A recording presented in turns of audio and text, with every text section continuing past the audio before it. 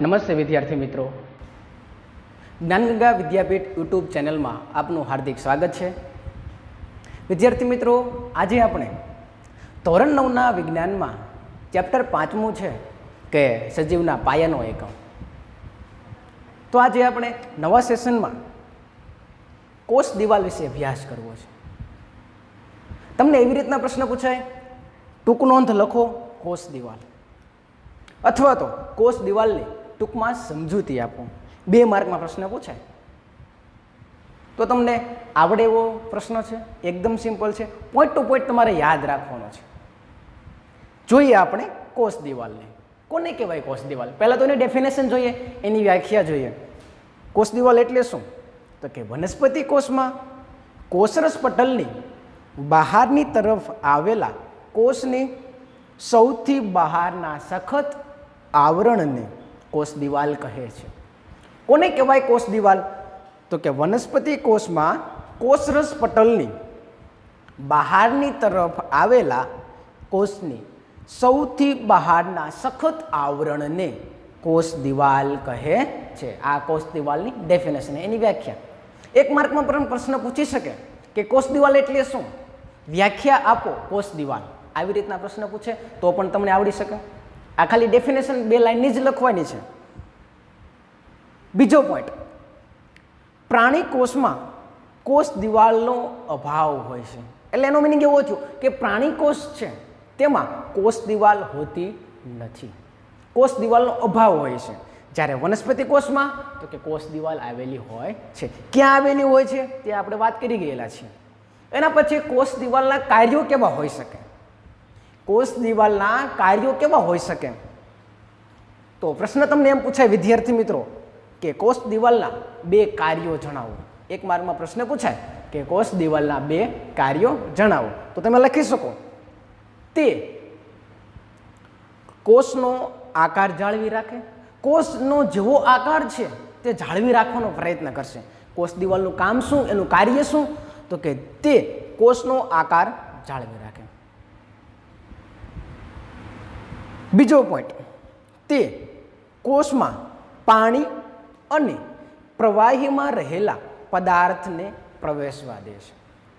બીજું કામ શું? તો કે તે કોષમાં પાણી અને પ્રવાહીમાં રહેલા પદાર્થને પ્રવેશવા દે છે, એન્ટર થવા દે છે, જેથી જીવંત કોષ દ્વારા પદાર્થોનું વિનિમય શક્ય બને છે. જેથી કરીને જીવંત કોષ છે, જીવંત કોષ દ્વારા પદાર્થોનું શું થઈ શકે? તો કે વિનિમય શક્ય બને.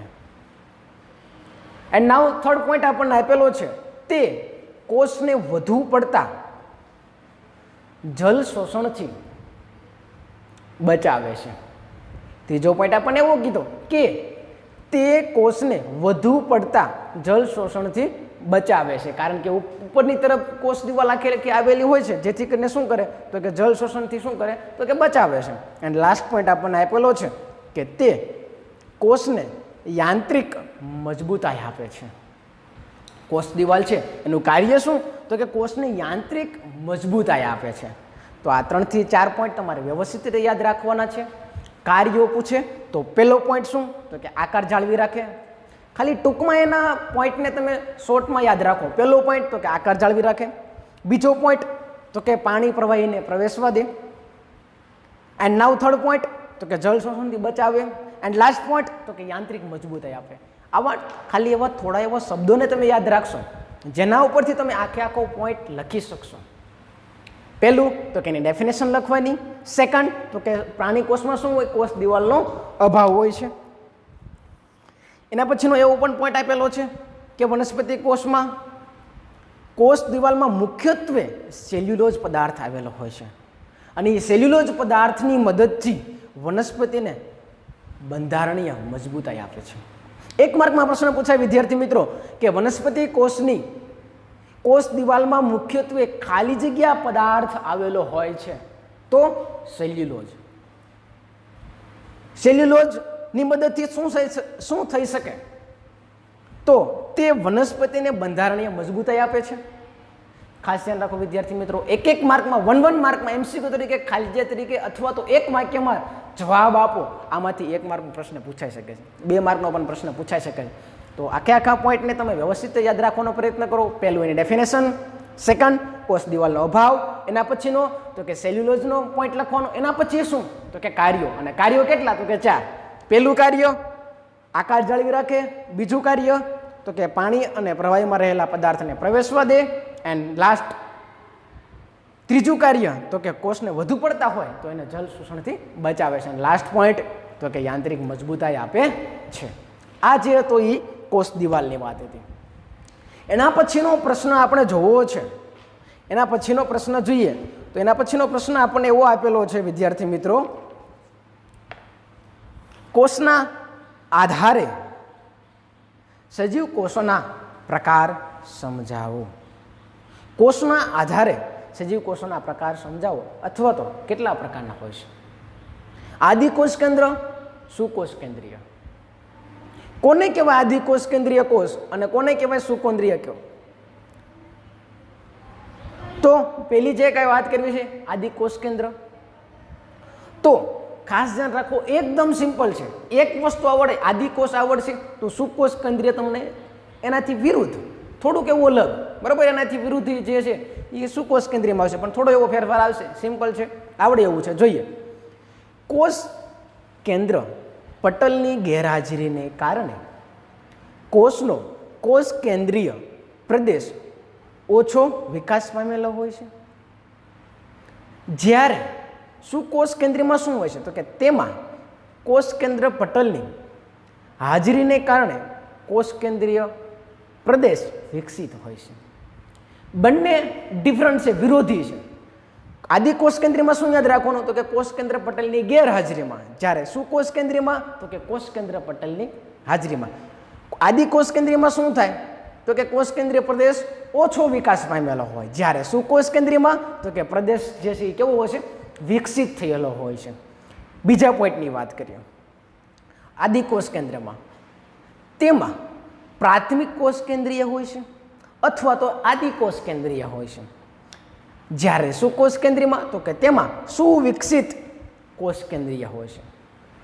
ત્રીજો પોઈન્ટ આવો, આદિકોષ કેન્દ્રમાં તેમાં અવિકસિત કોષ કેન્દ્રીય પ્રદેશમાં માત્ર ન્યુક્લિક એસિડ હોય છે, તેને ન્યુક્લિયોઇડ કહે છે. ન્યુક્લિક એસિડ હોય છે જેથી તેને શું કહેવાય તો કે ન્યુક્લિયોઇડ કહે છે.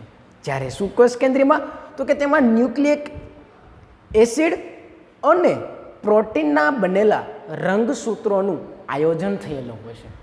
આદિકોષ કેન્દ્રમાં શું કીધું તો કે એમાં ખાલી ન્યુક્લિક એસિડ હોય જેથી કરીને તેને ન્યુક્લિયોઇડ કહે છે. જ્યારે સામે સુકોષ કેન્દ્રમાં શું આપેલું હતું તો કે એમાં ન્યુક્લિક એસિડ તો હોય જ છે, પ્લસ એની સાથે અને શું હોય છે બીજું તો કે પ્રોટીન હોય છે. પ્રોટીનના બનેલા રંગસૂત્રો એ જે છે બંનેનું આયોજન થયેલું હોય છે. એના પછીનો લાસ્ટ પોઈન્ટ આપણને એવો આપેલો છે કે તેમાં સુકોષ આદિકોષ કેન્દ્રમાં એવું આપેલું છે કે તેમાં કોષ કેન્દ્ર પટલ તેમજ પટલીય કોષીય અંગિકાઓની પણ ગેરહાજરી હોય છે. શું હોય છે?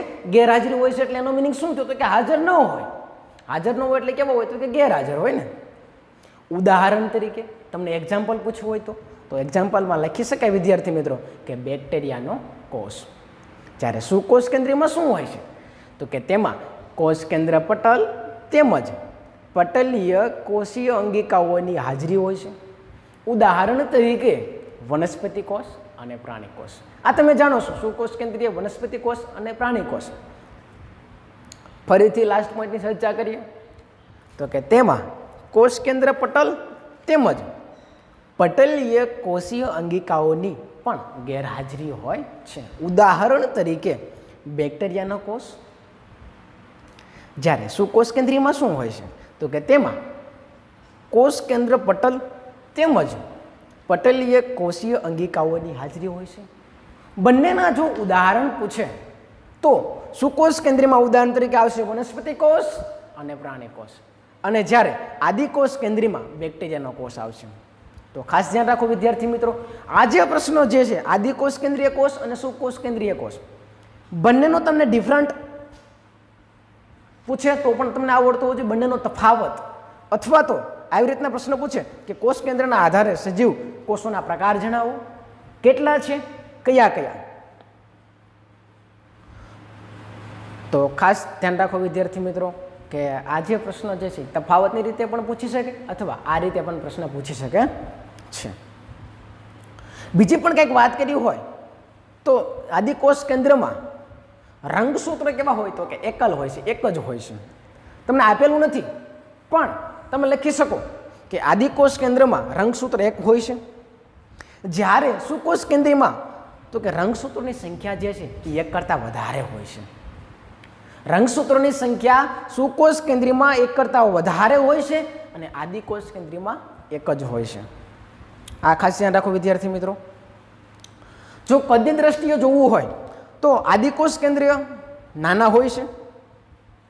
તો નાના કેટલા હોય છે તમને આપેલું નથી પણ લખી શકો કે 1 માઇક્રોમીટર જેટલા હોય છે. 1 માઇક્રોમીટર.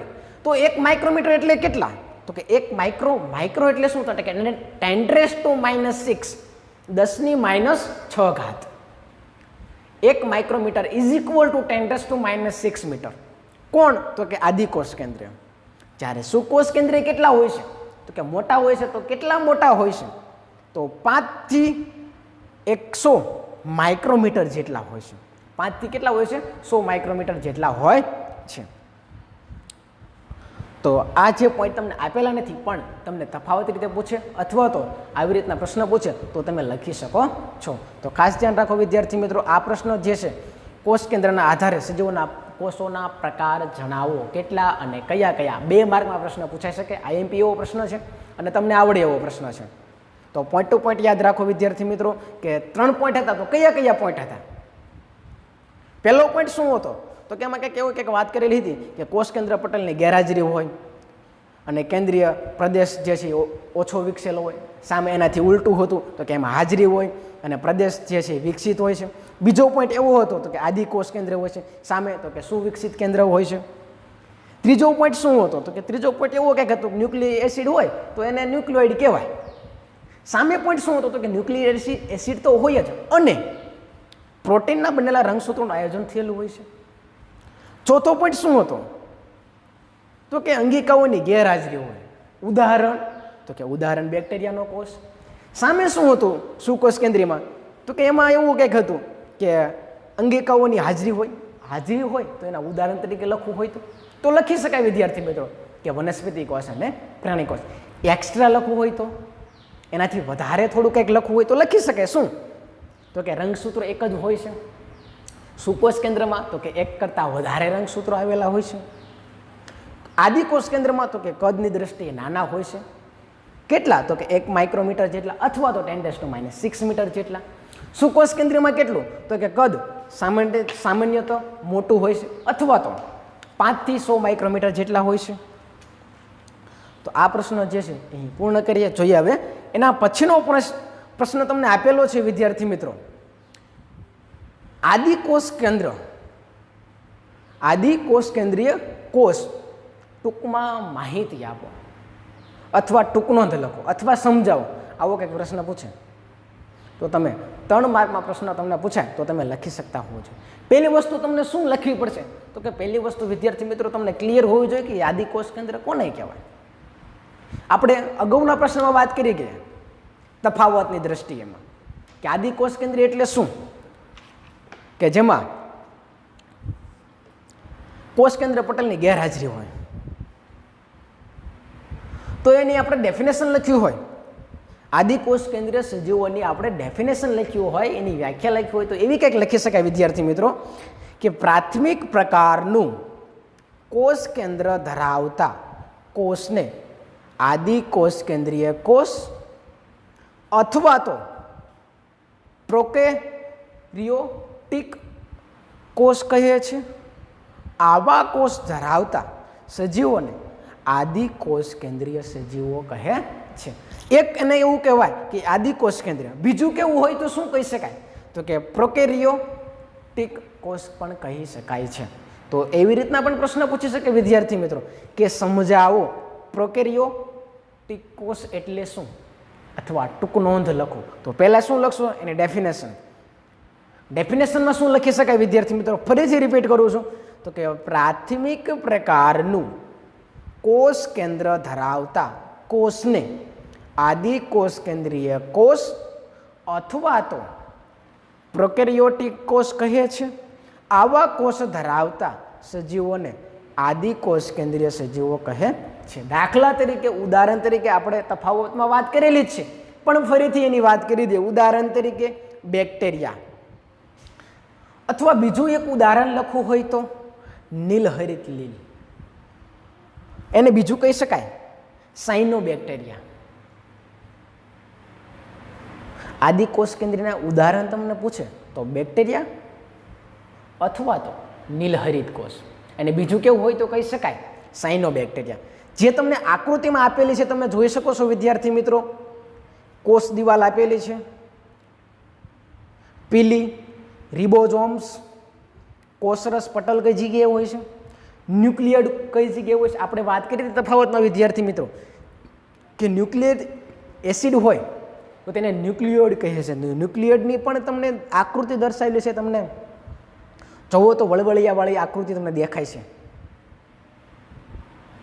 કશા આપેલું છે, આકૃતિને વ્યવસ્થિત ધ્યાનપૂર્વક જોવો વિદ્યાર્થી મિત્રો. આદિકોષની આકૃતિ કેવી કંઈક હોય છે,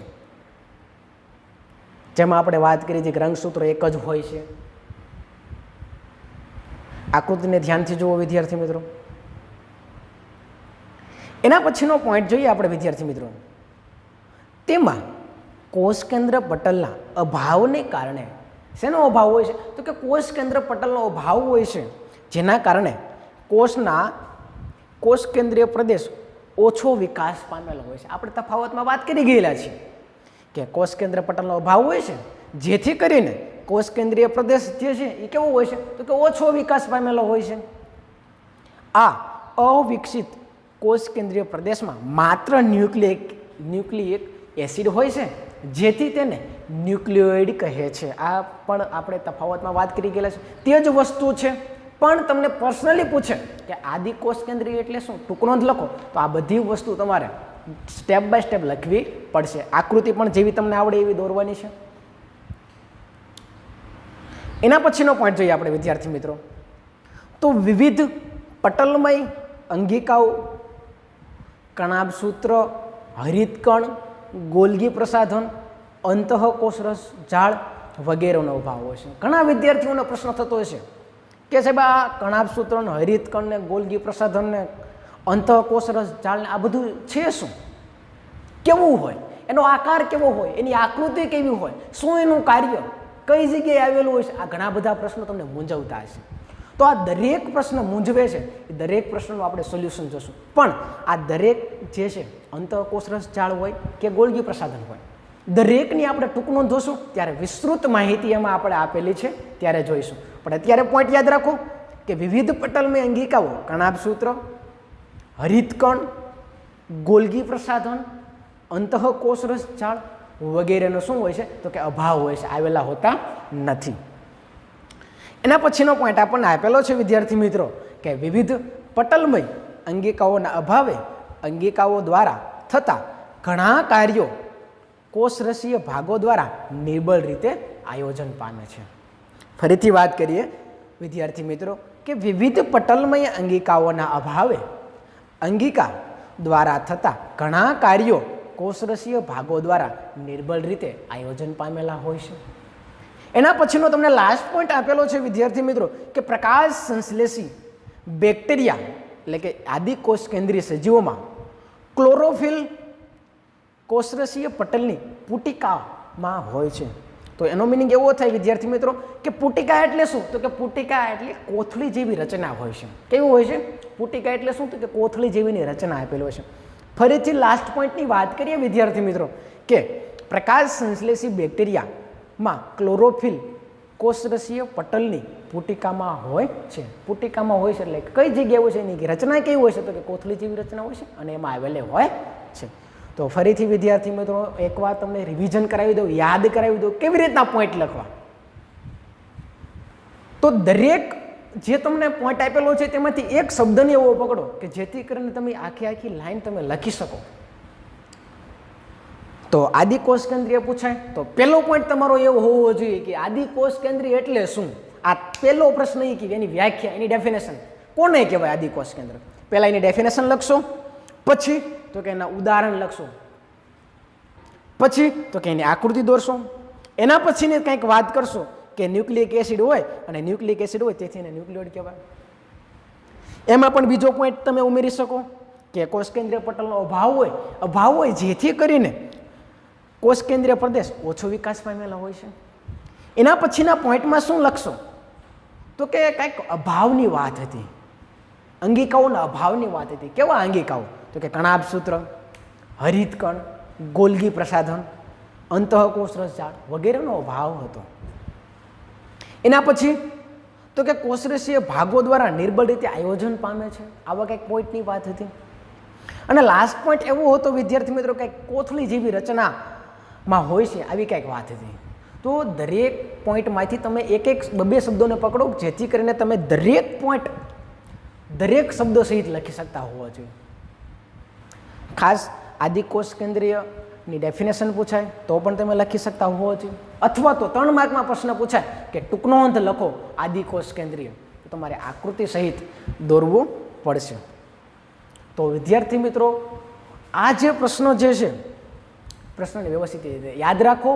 તો આ લેક્ચરને, આ સેશનને અહીં આપણે પૂર્ણ કરીએ છીએ. તો વિદ્યાર્થી મિત્રો આ આપણી યુટ્યુબ ચેનલમાં સબસ્ક્રાઈબ કરો, લાઈક કરો, શેર કરો અને જોતા રહો આપણા આગળ વિડીયોને. Thank you. જય હિન્દ, જય ભારત.